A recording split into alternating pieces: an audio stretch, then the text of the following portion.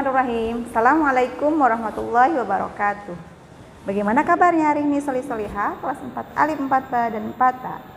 Alhamdulillah hari ini bertemu lagi dengan Ustazah Heni dalam mata pelajaran Pendidikan Agama Islam dan Budi Pekerti. Nah, yang di rumah solih-solihah bagaimana kabarnya? Semoga senantiasa dalam kondisi sehat-sehat dan tetap semangat ya. Tetap semangat walaupun kita masih harus belajar dengan jarak yang jauh ya. Baik, untuk supaya pelajaran kita yang kita pelajari adalah berkah, mari kita membaca doa terlebih dahulu ya. Bismillahirrahmanirrahim. Rabbi zidni ilma warzuqni fahma. Rabbi syrah li sadri wa yassir li amri wahlul 'uqdatam min lisani yafqahu qawli. Baik salih-salihah, hari ini alhamdulillah semuanya sudah bersiap untuk memulai pembelajaran pertama ya. Di pelajaran PAI kita akan mulai tema cinta Rasulullah ya, cinta Rasul Allah. Baik, hari ini yang akan Ustazah bahas adalah salah satu nabi. Ya, masih ingat ya kita waktu itu pernah menyebutkan 25 nabi yang wajib kita ketahui ya.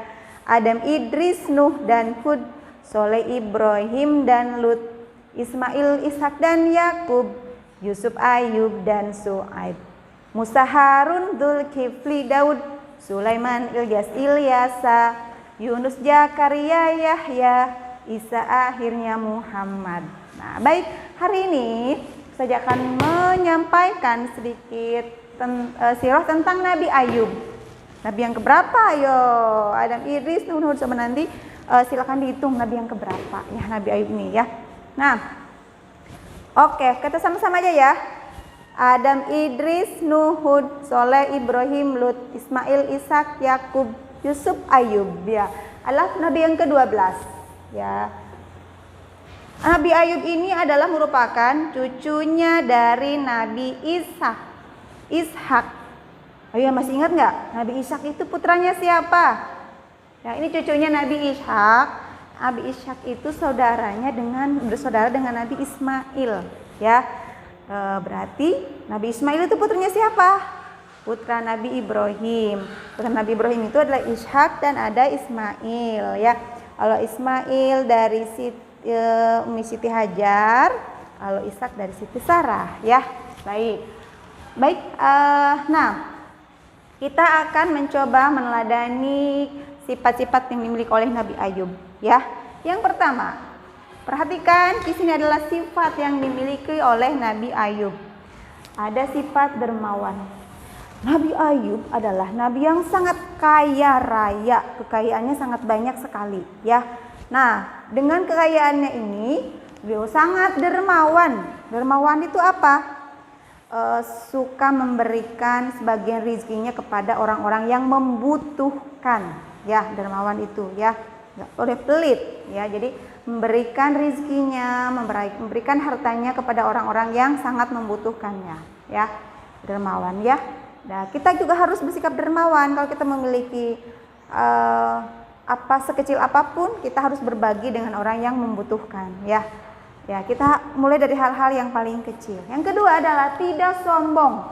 Di sini Nabi Ayub kan sangat kaya raya, punya banyak kekayaan yang sangat melimpah. Tetapi nih sangat sulit ya.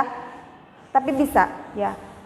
Biasanya kan identik dengan sombong yang kayak itu ya. Aku nih punya mobil 3, aku punya rumah tingkat dong, rumahku besar dong ya. Nah, tapi Nabi Ayub tidak merasa sombong walaupun kekayaannya sangat luar biasa.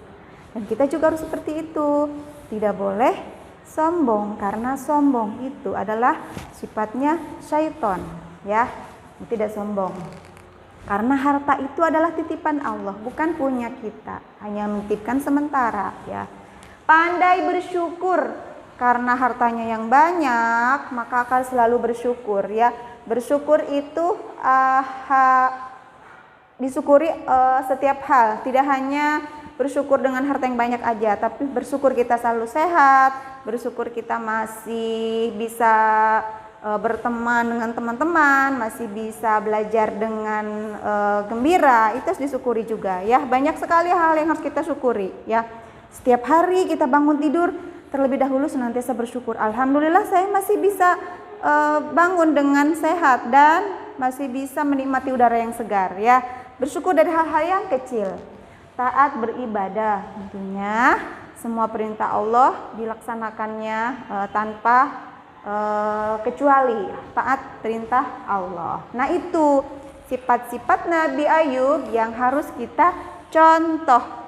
Nah, baik, sekarang akan laju ke ujian. Orang yang beriman senantiasa akan selalu diuji supaya untuk meningkatkan ketakwaannya, keimanannya. Apa saja ujian yang diberikan oleh Allah Subhanahu wa taala sama Nabi Ayub? 1, jatuh miskin. Nah, Nabi Ayub kan sangat kaya raya ya, tiba-tiba jatuh miskin. Nabi Ayub itu punya banyak hewan ternak. Tiba-tiba hewan ternaknya mati semua dalam waktu yang singkat. Bangkainya bergelimang di mana-mana, ya, berjatuhan di mana-mana. Saking banyaknya hewan ternaknya itu semuanya mati mendadak ya. Dan syaitan sangat senang, hore, akhirnya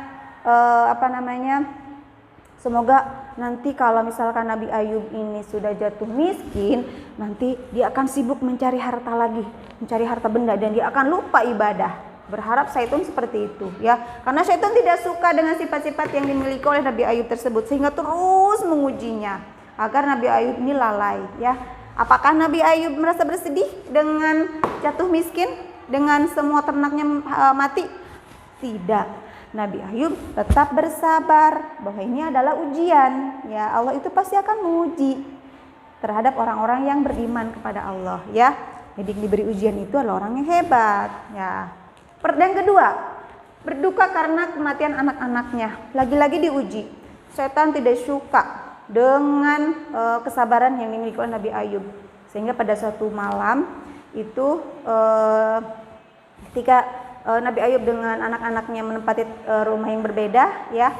Jadi rumah itu pada suatu malam yang ditinggali oleh anak-anaknya itu mengalami guncangan yang hebat, sehingga rubuhlah ya, dan menimpa runtuhannya menimpa anak-anaknya tersebut sehingga meninggal anak-anaknya itu ya. Itu ujian yang kedua yang diberikan kepada Nabi Ayub. Setelah itu Nabi Ayub tetap bersabar ya, karena yaitu orang-orang yang beriman, orang-orang yang selalu menganggap bahwa apapun yang terjadi itu adalah harus disyukuri dan itu adalah ujian. Maka engkau tetap bersabar ya. Tidak lantas menangis, karena yakin kalau apapun yang dititipkan ke kita, mau itu istri, anak-anak, harta, mobil, rumah, semuanya milik Allah yang dititipkan hanya sementara, bukan punya kita. Jadi kalau kita tidak menganggap itu punya kita, maka kalaupun hilang nggak apa-apa, itu kan punya Allah yang dititipkan ke kita, berarti Allah sudah mengambilnya kembali. Seperti itu. Nah, yang ketiga adalah sakit kulit.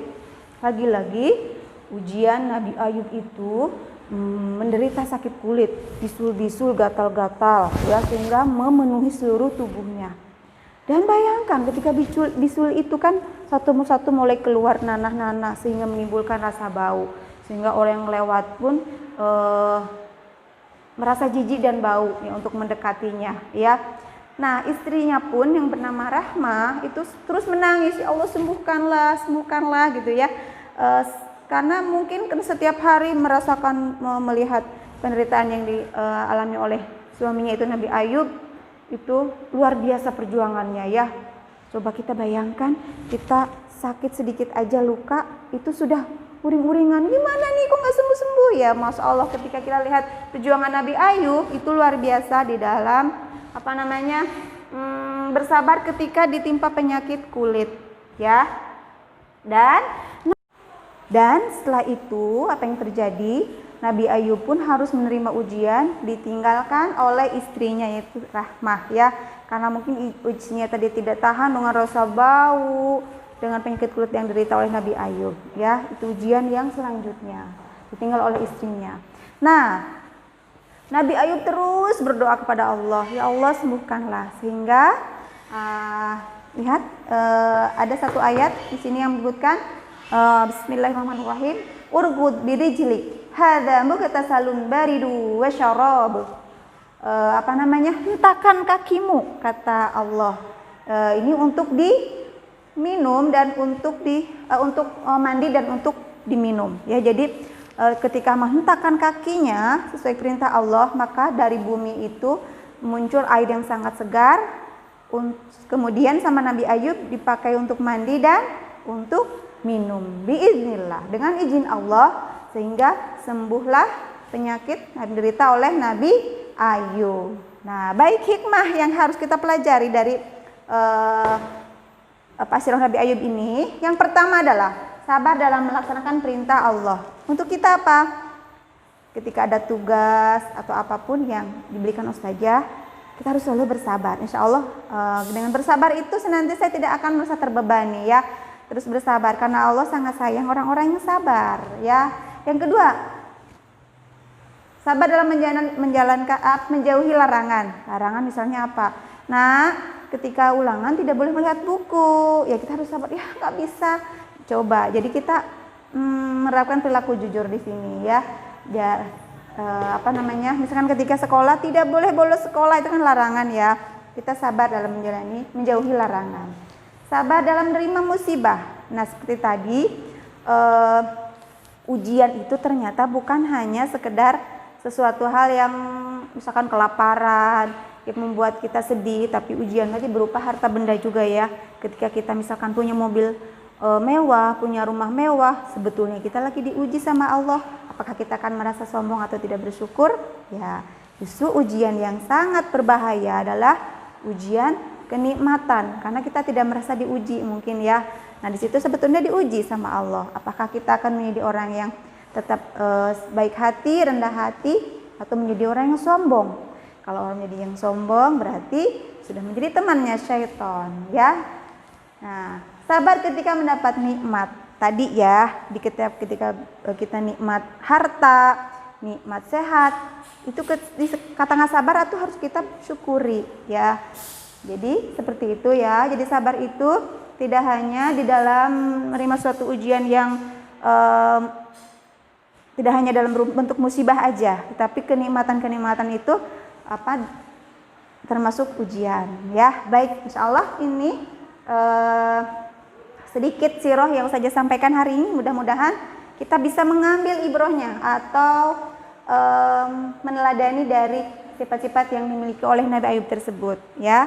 Kita aplikasikan ke dalam kehidupan sehari-hari. Menjadi pribadi yang senantiasa bersabar, bersyukur kepada Allah walaupun kondisi kita di masa pandemi seperti ini.